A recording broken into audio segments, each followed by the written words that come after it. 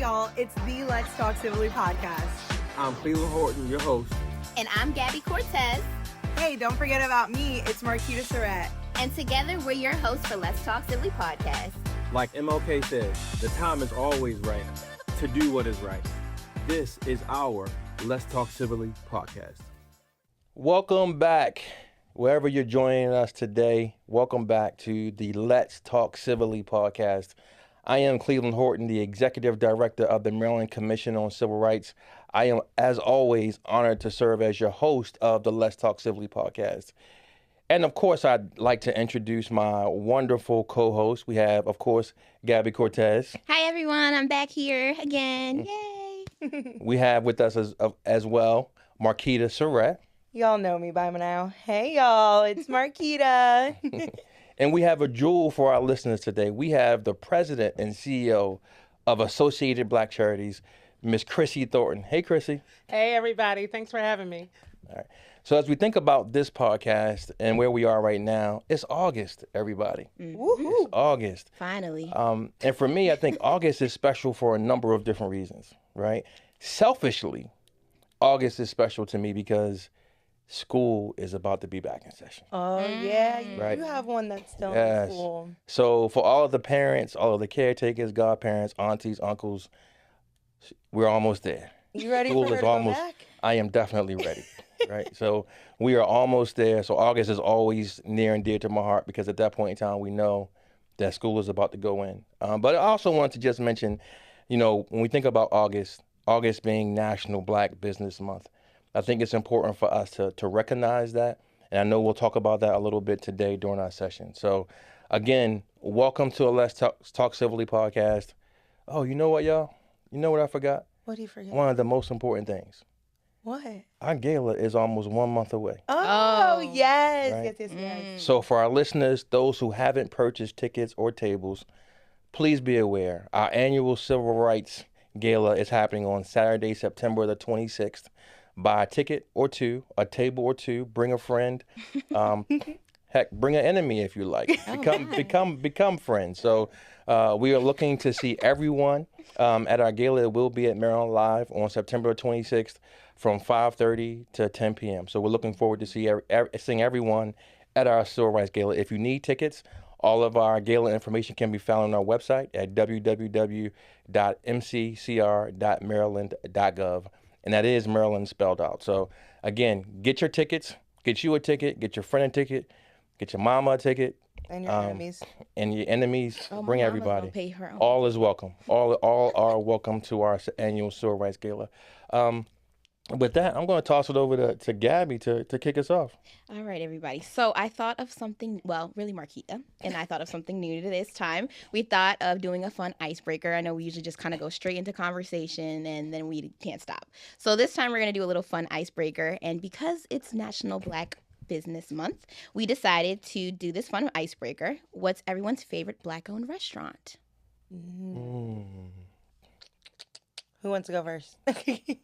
I mean, according to my DoorDash account, it's probably going to be Southern Blues, right? Because, I love their smothered pork chops and rice and That's my favorite. cabbage. Really? So we, Southern I got Blues. a thing See? with the pork chop. Where is Southern Blues?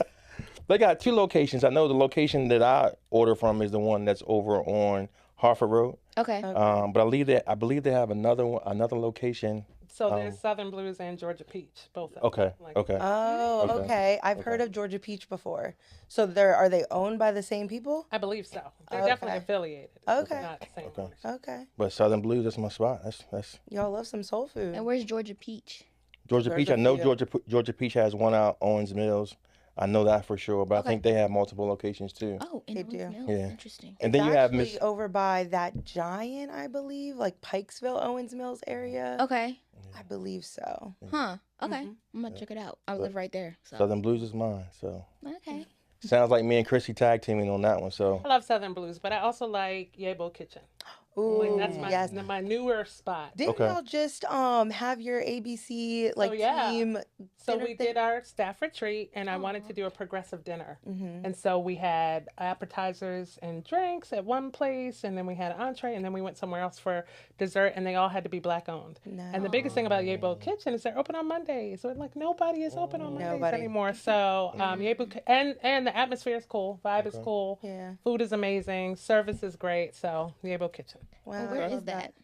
I don't know the exact street, but it's like downtown off of like beyond above Howard Street, Okay. like over in that, So in that the city. vicinity. Yeah. Yeah, it's in the Okay. it's in the city. Okay. I would say, still going off of Baltimore. Wow, I feel like I'm so sorry for the rest of Maryland that's listening. But the Urban Oyster, I'm obsessed with.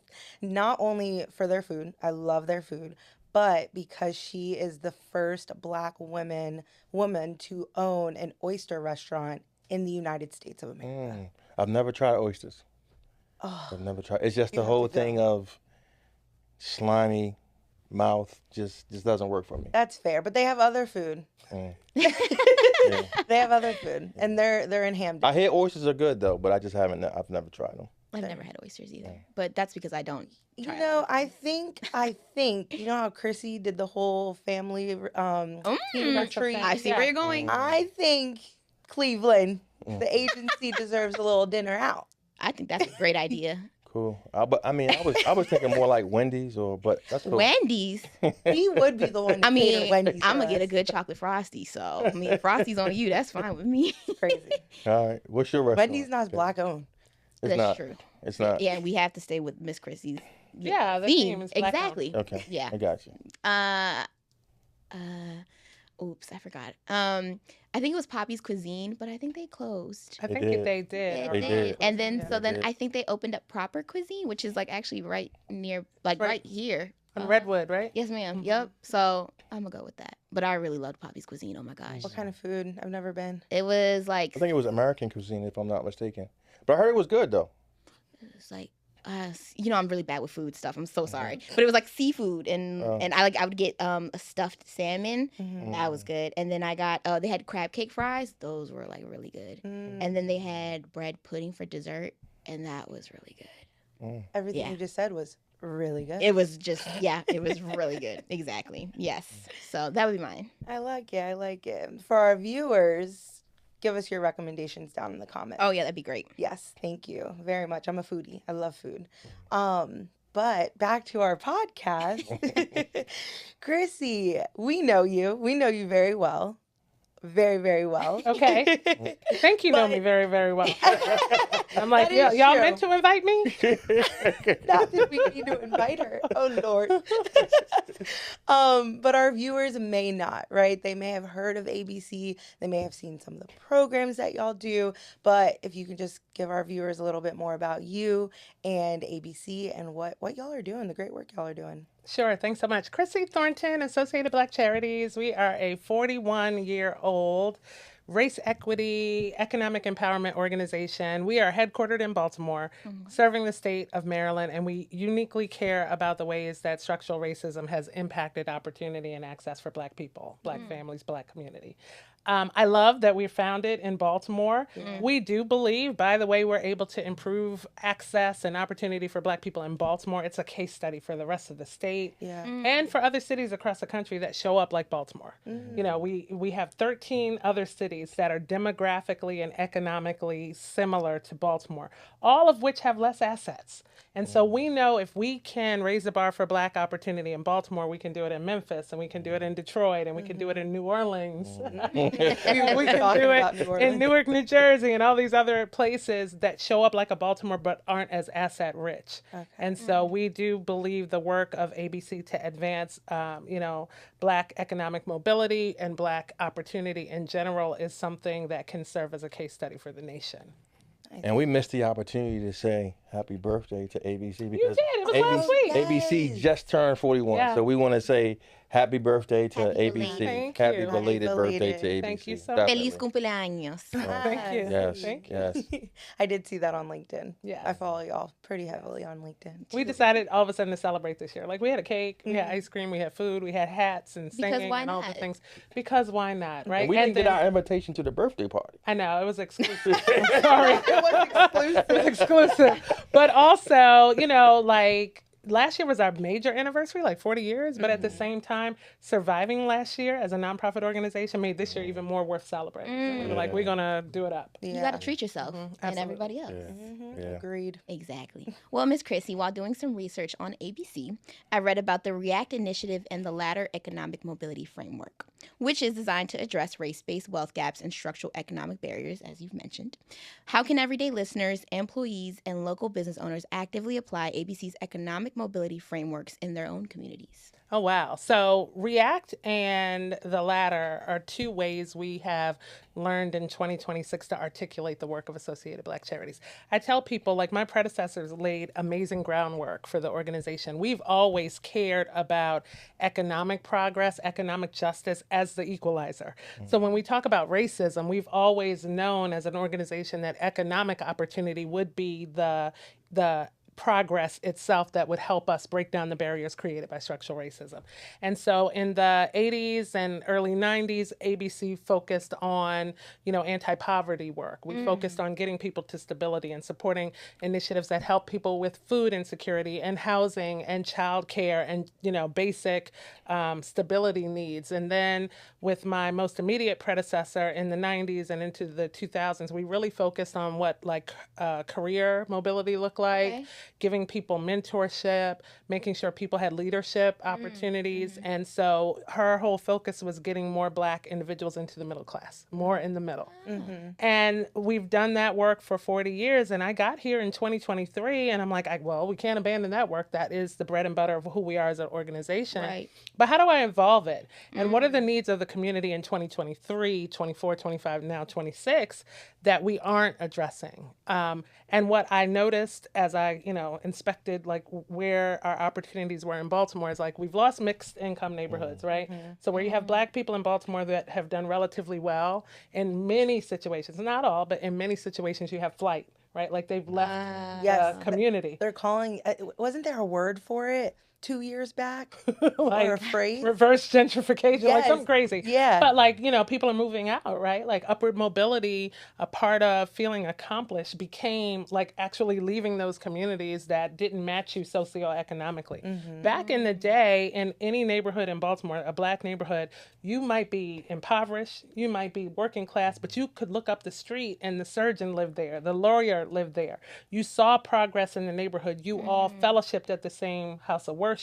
You all raised your children together, despite that like progress variance. And now with success equaling flight, what we see is concentrated poverty. Right. And so when poverty is concentrated in Black communities, then what you see around you in a 360-degree angle is what you think is possible for you, right? So you remove the hope of any, you know, opportunity or progress that will get you to, you know, build generational wealth or to establish affluence and those kind of things, because those people are no longer part of your immediate community.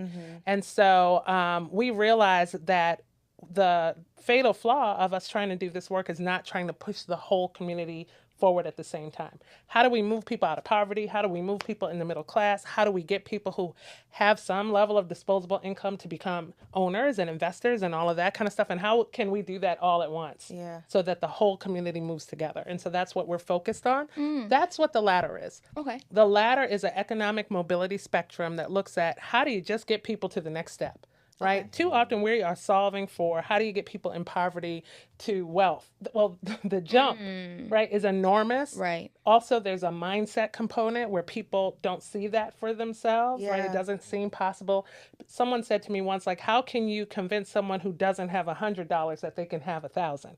It's impossible. So we're talking about incremental movements. How can we get people, no matter where they are in economic progress, just to the next step? What are the 4 or 5 things they need to do, even if you are affluent to become high net worth. If you are in the middle class to become in the ownership class. What are the 4 or 5? So that's what the ladder works on. And then who are the agencies that can help people? And who in Baltimore is coordinating those agencies? And that's where we see an opportunity gap and an opportunity for ABC to do what it's always done well, like convene, to broker partnerships, to uphold accountability and all of those things so that people can work together. We have a lot of great leadership in Baltimore. We have a lot of great agencies, but they are working in silo. They are working in competition.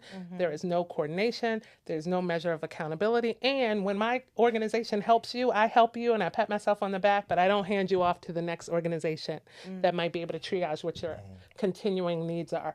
And so we see ourselves as a system strategist, and that's really important to me. So often people relegate ABC to an anti-racism organization. And yes, we are that.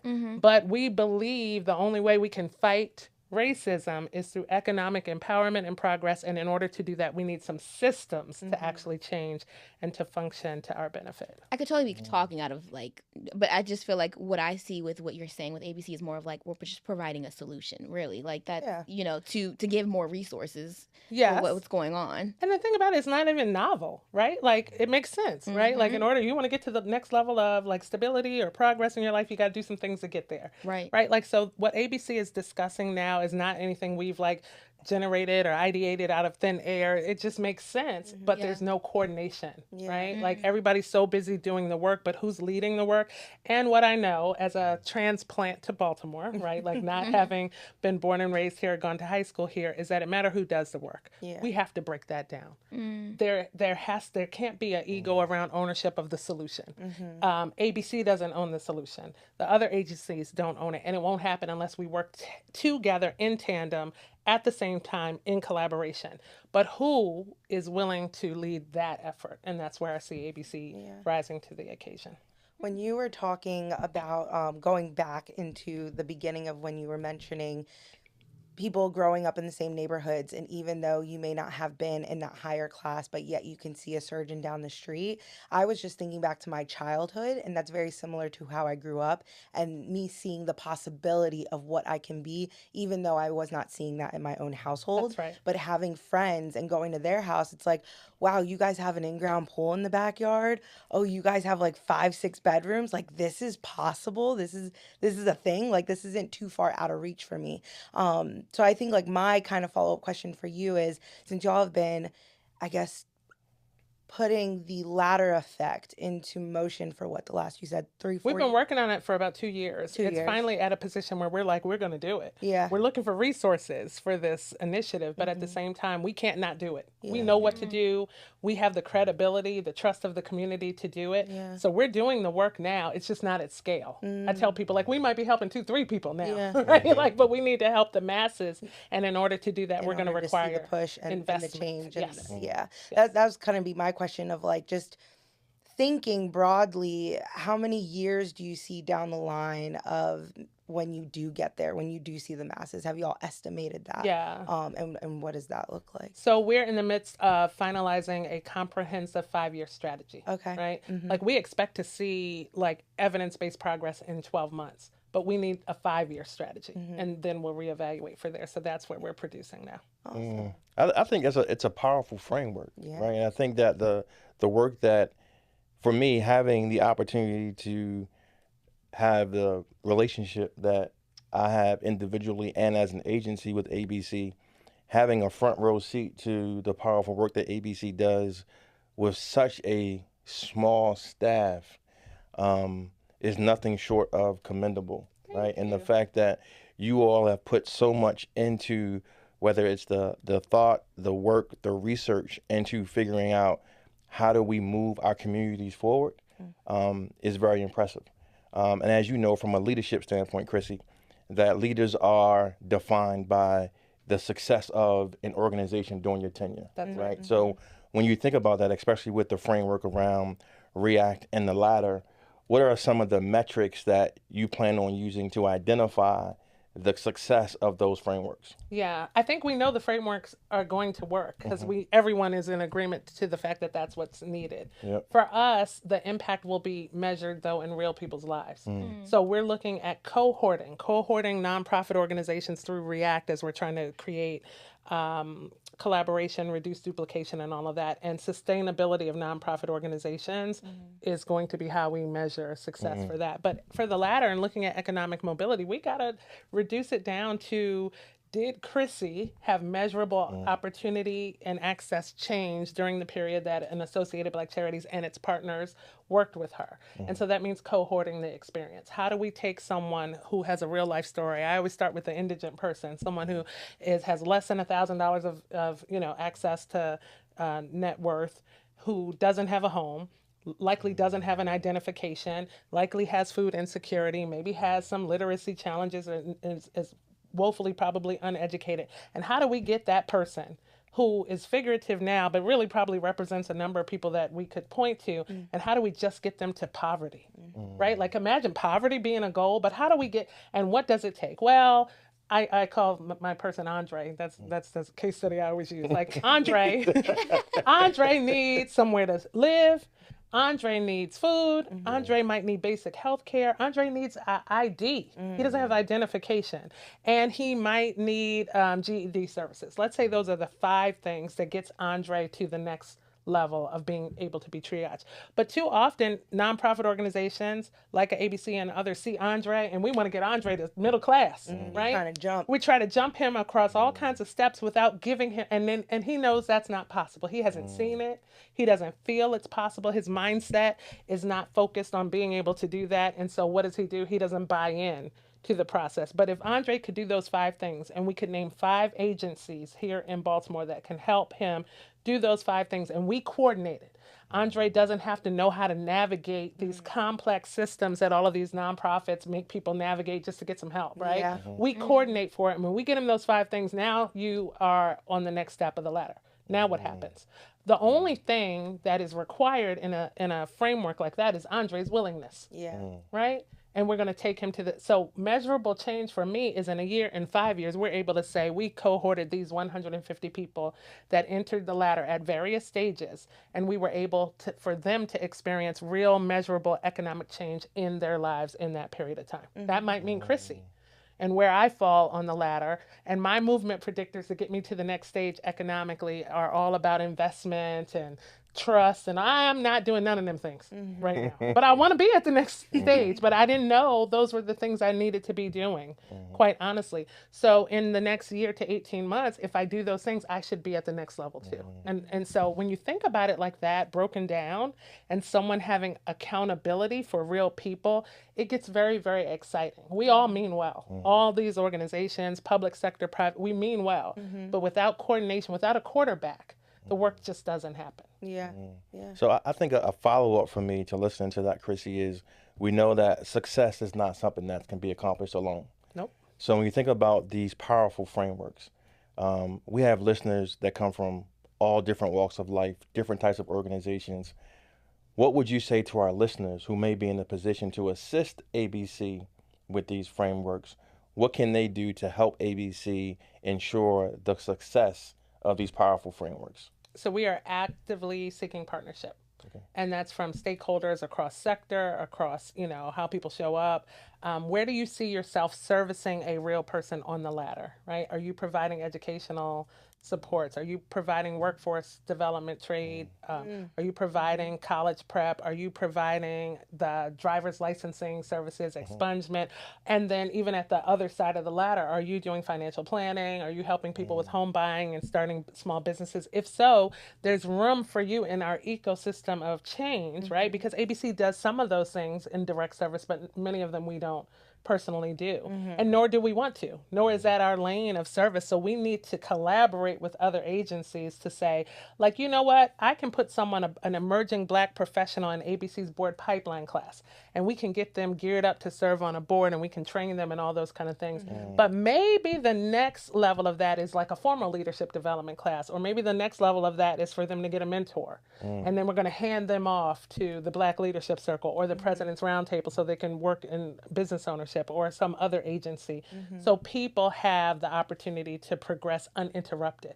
Imagine what that would look like if someone took you by the hand, no matter what state of, progress or, access you have, and said, here, Cleveland, you don't have to navigate it. You don't have to figure it out. Because that's what happens in other communities. Other communities have different levels of expectations that are set, and then they purposefully grab the person by the hand and drag them through each stage of life. Where a lot of times in Black community, we like, good luck. Figuring it out. Good luck. Figure it out. Right? And like, I had to struggle, so so did you, right? Yep, like gotta I pay had your to, dues. I had to pay my pay your dues. dues. I had to figure it Yeah. out. So you should pick yourself up by your bootstraps. We're like one of the only like ethnic communities that does that to our Yeah. own people. And then the other thing that the ladder solves to break down is, I just talked about this earlier today, Baltimore has such great leadership opportunities, specifically for Black professionals. Look at all of us, right? And we can't deny that. But at the same time, where is the accountability that when I get there, when I'm successful, I hold the door open, I drag people with me, right? It's not good enough that we have leadership opportunity, but only a few of us get to experience it. There has to be expectation of how many boards, once I get there, how many boards I'm going to serve on, how many community organizations I'm going to belong to, how many people I'm going to mentor, how many other people I'm going to bring to the table. And then even most importantly, how many opportunities am I going to decline so that I can place someone else in that opportunity? Oh, I like that part. Right? Because we start winning and then we celebrate that Chrissy is winning. But that does nothing for the overall community, right? Like that does nothing for our community generationally. Chrissy has to win, and Chrissy has to be committed to having other people win with her. Yeah. Yeah, I like that. I think that's powerful, and I'm sure our listeners are wondering how to sign up, right? or where to go to How get, to invest. yes, where to go to get more information, Chrissy. So can you share with our listeners, even though I know we're obviously not at the end of our podcast, but I think this is a perfect opportunity though to tag ABC, to let folks know if they're interested in learning more about the ladder, more about React, more about the board pipeline, just a whole host of programs and services that ABC has.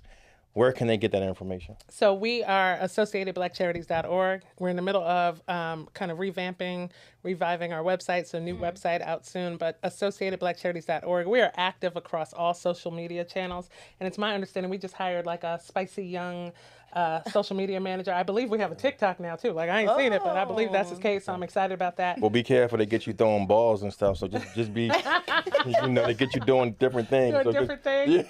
So connect with that. And then I actually have a very impressive and sometimes daunting LinkedIn following. So I tell people, like, you want to get to me? You really want to get to ABC? You don't want to go to the website and go through all that? Yeah. Just come on LinkedIn, meet me there. And that can be a place where we kind of coalesce around ABC initiatives. I'm really excited about the ladder.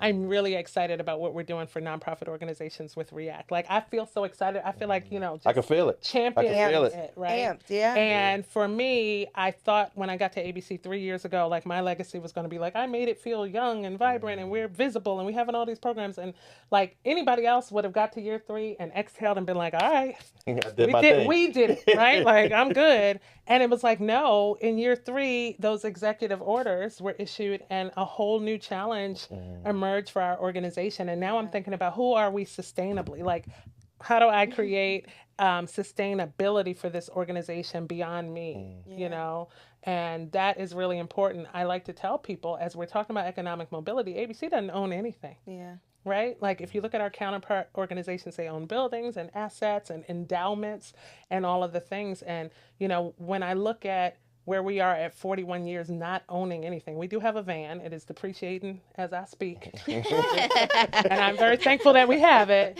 But my charge is to make sure that I leave the organization with the ability to carry on without every single dollar being so hard fought. Yeah, I come from the realm of diversity, equity, inclusion, and that was actually something that I wanted to pick your brain about. Is you kind of hit on it or mentioned it, but the executive orders, right? Like your tenure came at such a pivotal time for the organization, and how has the executive orders and this new administration, I keep saying new, y'all, I said this like 2 episodes ago, it just feels like like Trump's new, but he's not new because he's been here forever and he's just tormenting and whatnot. But how has the executive orders and legislation, and especially with grant funding, been when it comes to your equity focused work and programming that you guys are doing? Yeah, let me just say first and foremost, I don't even acknowledge the current administration. Period. And I haven't. And it's not out of defiance or being non-compliant or anything else. Like, we got too much work to do. I can't even worry about what's happening federally. Yeah. I have to worry about what's happening in the lives of people in the greater Baltimore region and statewide in Maryland. So I don't even acknowledge that. But when the executive orders came down January 2025, we were hard hit.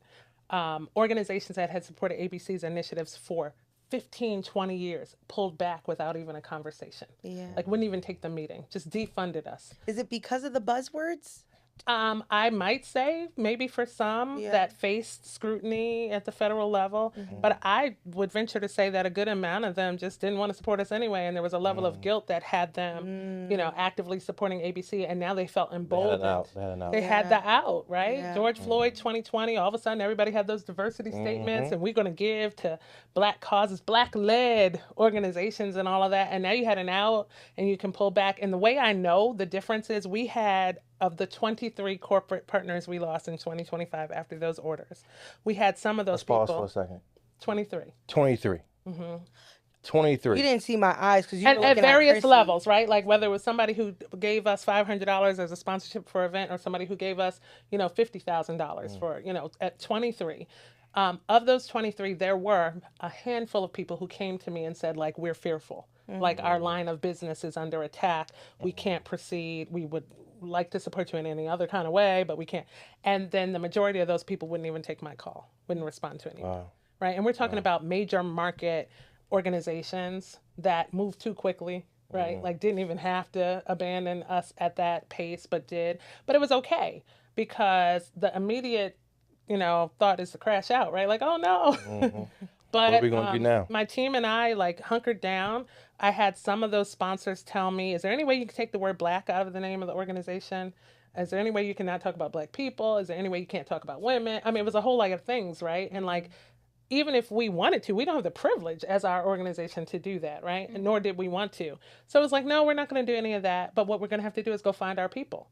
So we went out. We didn't replace dollar for dollar, but we, in that same year, found 18 new corporate entities who said, I will. I believe, I'm with you.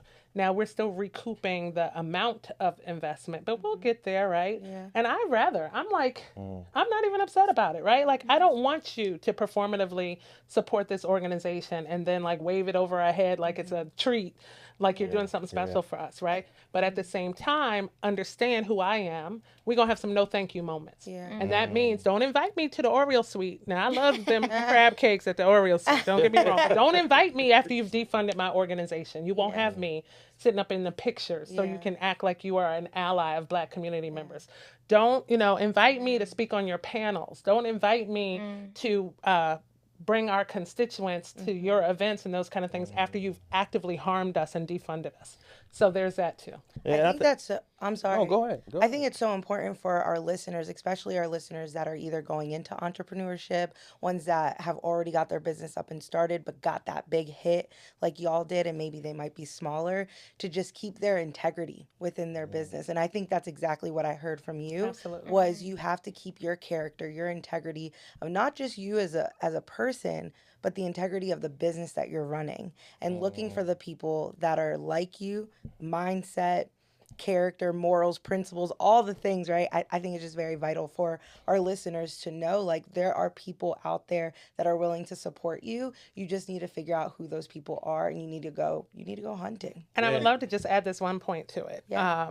Because this is like my swan song after the executive orders, right? There is a difference between being anti-racist. Many people are anti-racist. All cultures, races, creeds, or whatever. Many people don't like racism, right? And don't raise their hand to advocate for racism. Being pro-Black is different. Being pro-Black is different. Being pro-Black comes with risk. Being pro-Black means that I might be the first, the only successful Black, corporate person in the organization, and I'm going to stand on my laurels, on my business, right? And if I lose a job, I lose it, right? Like, or if I lose your favor, if I lose my social capital, I lose it. Very few people are actually pro-Black. And it's moments like when the executive orders come out that you get to see one from the other. Plenty of people don't want Black people harmed, but it doesn't mean they're willing to risk anything for our safety or our emancipation or anything else.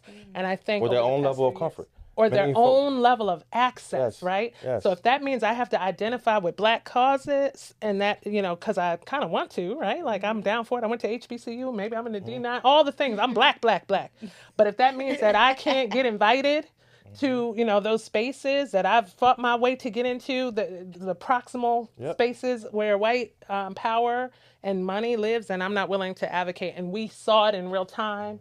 I will tell you this, I got a hard list running through my head. Full names, addresses. I know who did it. You got receipts. I got receipts. And I know who did it, and I'm going to remember it, because like anything else, the tide will turn. Yeah. It will turn, and when it turns, who will have stood on the right side of history during those moments where our safety and our causes and all those kind of things were in jeopardy? I got the list. Yeah, I was just going to add to what you said, Chrissy, as well as what Markyta talked about. Is for me, when you really think about how do you define leadership, right? It is very easy to lead in times of comfort. It's very easy to do that. It is very difficult to do that when everything that you know is being upended and still being able to lead. Not being afraid to say what needs to be said, not being afraid to stand up for what you know what is right, knowing that it's going to be unpopular, but still willing to do that. And I think many of us consider ourselves leaders because we've had the opportunity and the comfort to lead in good times. That's right. In easy times. And I think for me, if nothing else, that these last almost 2 years have shown us that some of the people, individuals and organizations that we've called leaders in a number of different industries, right? You can look at any industry and think about different leaders in different industries that we have given the title of leaders who in these difficult moments have not led. That's right. Have not led intentionally because of what you talked about, Chrissy, around, well, what is this going to cost me individually? Is this going to cost me the membership to the country club or access to the important people? So I think as we talk about where we are, I think it's important for us to really ensure, as we're giving people these titles of leaders, we understand that leaders aren't made in good times. Leaders are made in the difficult times. When you lose 23 corporate sponsors, right? When you have to figure out as a nonprofit, how are we going to ensure that we continue to push the community forward? When things are difficult and we know that things are happening in the community that we need to speak about, that you're willing to hold the microphone and say, even if I'm going to be the only one who's going to say something, I am going to say something. And I think that's what leadership is about. That's right. Unpopular, Yep. lonely, all the things, right? Yep. But what are you willing to risk, and what are you willing, like at the end of the day, for me, the kind of person that I am and have grown to become, like there's certain things I'm not going to compromise, right? Like first of all, I got to get to go meet the Lord and Teddy Pendergrass in heaven. That's like one of my, that's on Teddy my bucket list. Pendergrass. Right? Like he up there, he's waiting. He's waiting for me, right? I got to get there. So there's certain things I'm not going to do to do the wrong thing. But there's nothing in me that wants to succeed and not see people around me win too. Like, I just don't know what that is like. And so it's not good enough. I want to win, but it's just not good enough if it's only me. And I think I wish, more people would like kind of prescribe to that. Yep. Yeah. No, I agree. Well, let's take a mid-show break so Gabi can give this raffle out. Oh, yes. Okay. Ooh, that was a great conversation. So, as you guys know or have heard earlier, that we are having our annual Civil Rights Gala coming up on September 26th.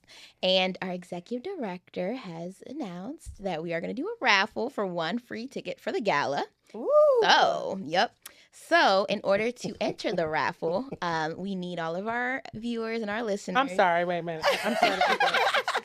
Can the winner have a +1? Can we do two? I'll donate the other ticket. Sounds good. Can we do 2 tickets? sounds Okay. good. Good grief. Can the person have a date like Cleveland? I mean, in real What in the time. world? her. In real time. See this happening in real Period, time. Chrissy, we love I that. like her. Chrissy for the people. Hear that. Okay, so 2 free gala tickets. You hear it now. 2. All right, to enter this raffle, we need all of our viewers and listeners to make sure you subscribe to all of our channels. So subscribe to our YouTube, our Spotify, or our Apple. You don't have to subscribe to all 3, but it would be great. But subscribe to our channels, like our podcast video or this episode, and then make sure to comment, because Markyta has been saying that she wants to hear your feedback. So Yes. she's really needing that feedback. So Yes. so please go ahead, and when this episode drops, you can subscribe to our podcast channels, like this episode, and then comment as well on the video, and then that will be getting you your raffle entry there. Yeah. Comment Cleveland rocks in the comment section. No, I'm just kidding. I mean, it But might, but you definitely got to comment.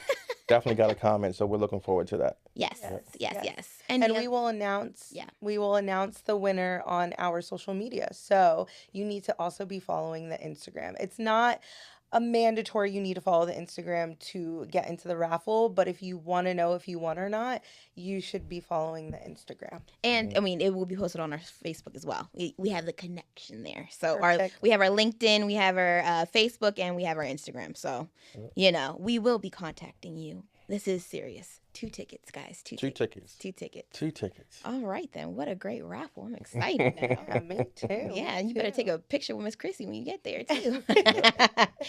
All righty. Getting back to today's show, today's episode. Thank you, Gabi.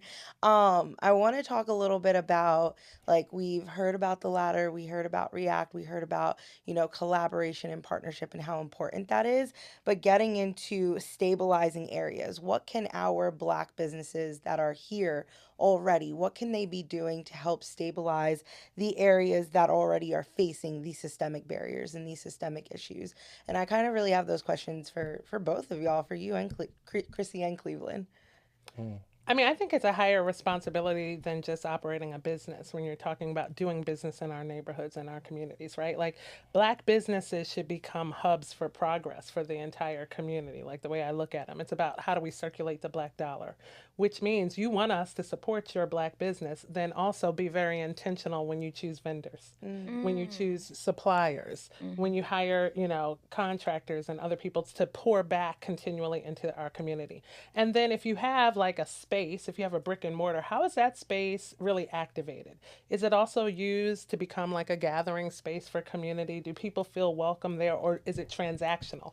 Where even in the Black community, you want us to come in and be a patron and then go back out, but you're not really creating, an opportunity. And then how are you building other use, right? Like, if you've established something, a restaurant, a business, or whatever, as a Black entrepreneur, how are you making sure that the lessons that you learned while you were in the process are passed on to other people? I'm like a serial entrepreneur. Most people don't know this about me. Like, I was a real estate investor. I was a franchise owner. I've never not had, I got like 2-3 businesses now. Don't tell my board chair.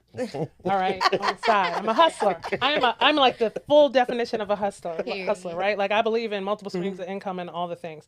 But a number of the things that I've tried and lost on has been because I didn't have mentorship. I didn't have anybody show me the way. I wanted to do it so badly, I didn't even know who to go to for mentorship. So as we establish these businesses and then we start to replicate what we see in like regular structural, disinvestment by like being competitive and not working together, we miss the mark. There has to be a higher calling for Black leaders, Black professionals, and Black business owners to bring everyone else along. Yeah, and that made me think of just like our younger generation that's opening up brick and mortars. Like, we can talk about Sister Suites, we can talk about Energy Transformation Studio, we can talk about, what's the Pilates studio that just opened that's owned by a Black woman. She's like our age, Gabi, but there's so many young Black entrepreneurs popping up in Baltimore that have these brick and mortars. And when you started saying, is it a transactional? Are they creating this community space? It's like, I wonder if they're thinking about this. Many people don't, right? Like, they don't even have the privilege, right? Like, they're just trying to survive, right? Like, I'm running my business, I'm using my time, I'm exhausted, I'm trying to win, I'm trying to build a customer base. But if you want the community to support you, you have to have in benefit to the community, right? Like it's a reciprocal thing that we miss out on sometimes. Like I used to own 2 Curves for Women fitness franchises. People don't know about this part of my life. One in Brooklyn Park, one in Glen Burnie. Learn something new every day. And, Yeah. we would use the space once the workout circuit was done for the night. We would use it for like community gatherings, and we would use it. I would let other people, even at ABC. Like I said, ABC, we ain't got no building, but we have a little leased space with a little teeny conference room. We let other organizations use the conference room because we remember when we didn't have a conference room. And too many times, people, I see these ribbon cuttings. I see y'all's elected officials, cutting the ribbon, celebrate. So and so got a building, so and then the rest of us out here don't have any space. What is that? I was you said no cussing. That was the moment. I was getting ready to, but thank you, Jesus, for bridling my tongue. Why is that? Like, if space is one of the largest commodities, right?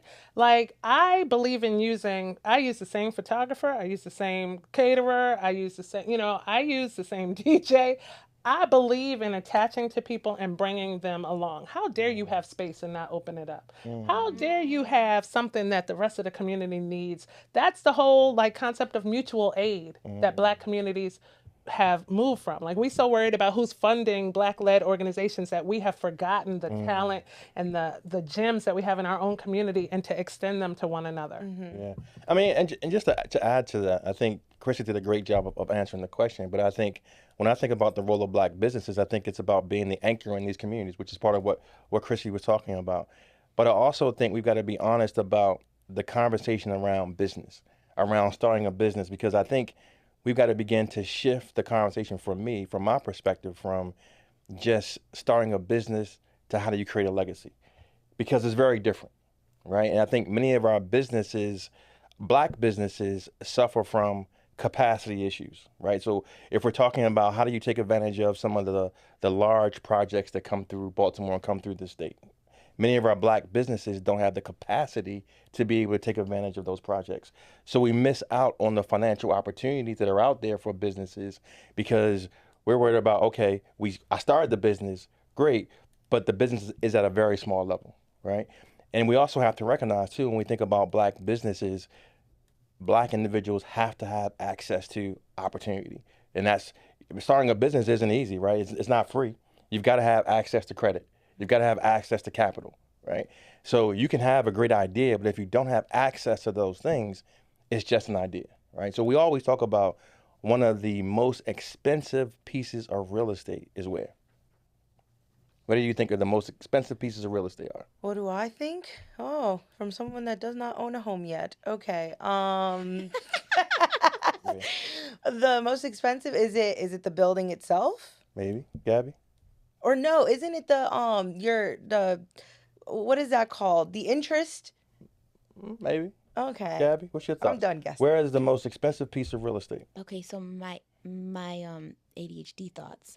What do you mean by that question? Right. It's definitely a trick question. I was like, y'all are the real estate. Where are the most expensive pieces of real estate? Where are they located? Like, am I supposed to give you like a city? No, just where? Just where? In any state, any city. Where are they? The most expensive pieces of real estate.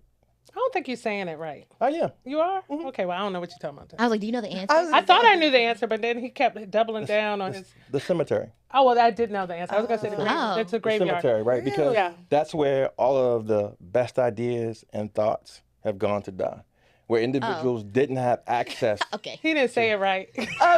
I said Thank it. you, Chris. He's supposed to say the most valuable. That's how we always... But he's right. Okay. Yeah, so It's expensive it's a to us cemetery, all. right? So when you think about it, it is because there are a lot of individuals who have great ideas. Me and you can have the same great idea, but you have access to credit. You have access to capital. You have access to resources, which means we don't start at the same place, right? So it's important when we think about Black businesses, how are we ensuring that individuals, Black and brown individuals, have access to those things to actualize those business ideas and those business concepts?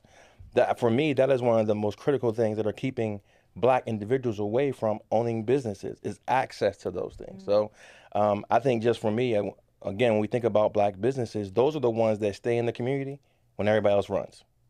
Those are the ones, when you have those communities from disinvestment, the Black business owners are still there. Whether it's your barbershops, your salons, whatever it may be, those are the ones who are still anchoring in those communities, and we've got to figure out a better way to how do we support them as well. I also think we have to talk more about cooperative economics, right? I agree. We're talking about capacity, maybe even lack of business acumen, lack of time, lack of like family structure to support business ownership, all the kind of things.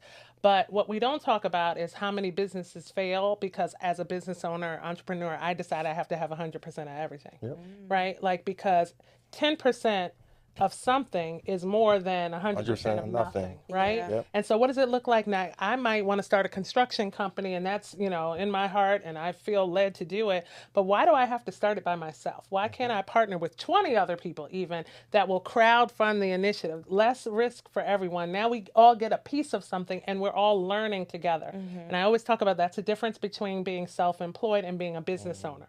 Business owners know how to bring all kind of skill sets to the table, right? Like so that you're surrounding yourself with people who know more than you on things where it might not be your lane of expertise. And then you shore up the opportunity to succeed. I just told you I own 2 curves for women. I own them by myself, which means I had to take the credit out by myself, which means when something happened at the club, I had to be the one to go. When I couldn't meet payroll, I had to take the money out of my account to pay it. Imagine if 15 of us owned it together and then I didn't have the burden. You start to increase the likelihood of your success. But too often we don't have the trust in our community. We don't have the relationships in our community. And also there's an element of like ego and greed that feeds into it that keeps us from being able to work together just long enough to give ourselves the edge on these contracts and give ourselves the edge on success. Yeah. Or when we reach a certain level of success, and we've all seen it, where, you know, you make $10 million or whatever it may be, then many of us begin to think,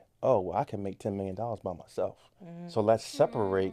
Let's do our own thing. let me try to so let me go skyrocket do by this on my own so I get the $10 million to myself, and not realizing the importance and the value of the partnership. So that's a very real thing too. Also, let me just say, and I had the opportunity to talk about this this year at CIAA. Owning a business, being an entrepreneur can't be the only win. And we're starting to condition our community to think like, if you can buy a home and you can own a business, you got it. Those things alone don't create generational wealth. Most business owners are pouring any revenue they have right back into the business, right? To make sure that it stays afloat. Where we need to be is to have excess revenue so that we can invest. Like that's the strategy that we don't talk enough about. We say, go out and get a business, start a business, but the business is to give you opportunity to have the resources to invest in things that compound. So that now you are not working for the money starts to work for you. That's what other communities do. So we're now investing in real estate. We're now investing in the market. We're now investing in crypto. And I go out in front of Black people like, we invested in oil wells. And they're like, oil wells? I'm like, y'all ain't never watched Dallas, right? Like oil wells, gold and silver, these things. But too often, and there's a whole phenomenon. It's part of like post-traumatic slave syndrome too. Like in communities of color, when we're not used to having access to nice things, right? When we start to have disposable income and excess revenue, instead of investing them in things that grow, we invest them in Dubai and Red Bottom. And listen, I'm not attacking. I want to go to Dubai too. I'm not. I'm just saying that there has to be some balance, right? Yes. But and then we pay the black tax of when we are successful, we tend to be the only person that's successful in our family. And in our community, we feel an obligation to help people move up. And that's in most communities of color, not just Black communities. So also like when we get a little bit of money, right? What is our impetus to then do with it? And are we looking to invest in things to compound? That's the point of business ownership. That's the point of credit. Open the business, invest the money, let the money work for you. We have kind of like incomplete conditioning. We're making it one step and we're forgetting to take the next and then the next. We're kind of stopping where you're at. My church just held a sermon on that actually, of just like financial success and how it just does not stop at owning a business, or you not even owning a business, right? Because you don't need to own a business, but being in a leadership position and getting to that six-figure salary that you've been wanting to get to. But now what? Do you know anything about a high yield savings? Do you know what a trust is? Do you know how to set up generational wealth for not your kids, but your grandkids? Do you know about all of these things? And we just don't. We just don't. I mean, many of us don't even contribute to, who have jobs that offer 401ks, and where your job matches up to a certain percent. many of us don't even contribute to that because we feel like, oh, I need to get all mine. Right. I want all mine. Money on the table. We're leaving money on the table. So I think that's important. And I know we are running somewhat short on time, and I wanted to make sure, Chrissy, that we gave you the opportunity. One, thank you for being on this episode.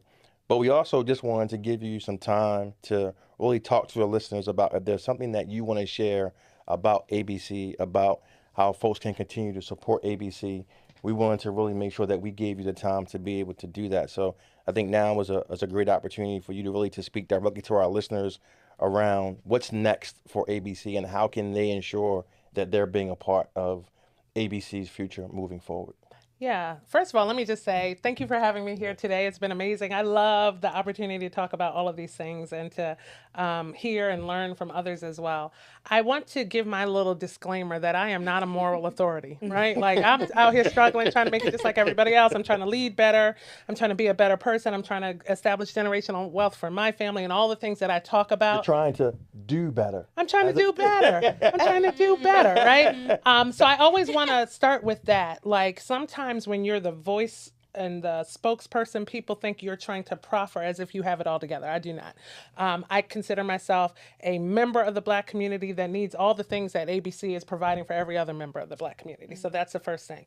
ABC is 41 years old. And what I want most for ABC is like understanding of like who we are and what we do. I don't like it to be relegated in that anti-racism box. I want us to be seen as a system strategist for economic empowerment. I want our unapologetic focus on Black people to be interpreted as our belief that if Black people have more access and opportunity in Baltimore, it will make life better for everyone. White people, gay people, old people, young people, disabled people. We believe that if we solve for the economic harm and the disinvestment of Black communities, it will help everyone. And that gives us the opportunity to unapologetically talk about and advocate for Black people. Some see that as being exclusive and being exclusionary in our framework, and that's not it at all. We also partner quite a bit, like cross ethnicity, cross religion, cross values. We don't believe that we have to be in agreement to move progress forward, right? Like we believe in civil discourse. We believe in working with other communities. I think since the executive orders in 2025, we saw other communities pop up and like, oh my God, I'm being harmed. And we're like, really? Really? Are you? Right? Like, wouldn't know anything about that, right? And so we see and we don't want that for them, right? But we also know by the way we solve for issues for Black community will help everyone as well. We want people to lean into Associated Black Charities, right? I talk a lot about how we have these organizations. We're not the only one. Other great historic, like the Urban League and the NAACP and Leaders of a Beautiful Struggle and, other organizations collectively and others that are doing great work for the Black community. But we need to be resourced. We need to be resourced by people of all races, of all like socioeconomic status. We need to be believed as credible, promoted, put into places to succeed, and we need to be resourced by Black people. And so one of the things that keeps me up at night is that we don't have the level of Black generosity that I think an organization of this stature should have. And so you'll see us in the coming months launch something that we're calling our 1985 Society. 1985 is the year we were founded. Like we have to increase our individual giving because you hear me say 23 corporate sponsors pull back, and I always get the same reaction like, oh, whatever, by people who don't give $1. And so as we start to move in self-determination, then what's happening at the federal level starts to matter less. Then, who pulls out starts to matter less. But we have to be willing not to just benefit from an organization like ABC and come to the programming and enjoy it and be put in, everybody's been in board pipeline. We've never charged $1 to participate in that. But then when we pass the plate and say, can you give a couple of dollars to help us sustain the mission work? It's always a difficult and complex conversation. I would like to see that become less difficult. ABC deserves our support. It deserves our admiration, not for anything I've done in 3.5 years, but for the breadth of work of 41 years. And so if I was to leave the audience with anything, organizations, and if ABC isn't your organization of choice, that's fine, but organizations like ours deserve support and deserve to be protected. Yeah. Cool.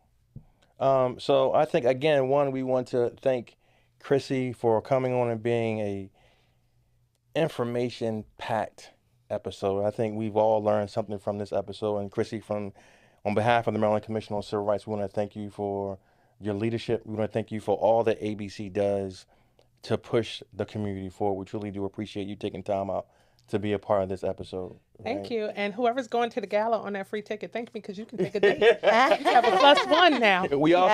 We also want to remind all of our listeners, if you or anyone that you know feels as though they're a victim of discrimination, please reach out to the Maryland Commission on Civil Rights. Our website is www.mccr.maryland.gov. And again, that's Maryland spelled out. Again, this has been another fantastic episode of the Let's Talk Civilly podcast. Woohoo! We look forward to seeing you all next time. I want to thank our wonderful co-hosts, Gabi and Markyta, for getting us through another episode. So until next time, take care of yourselves and each other. Thank you. Bye. Bye. Bye.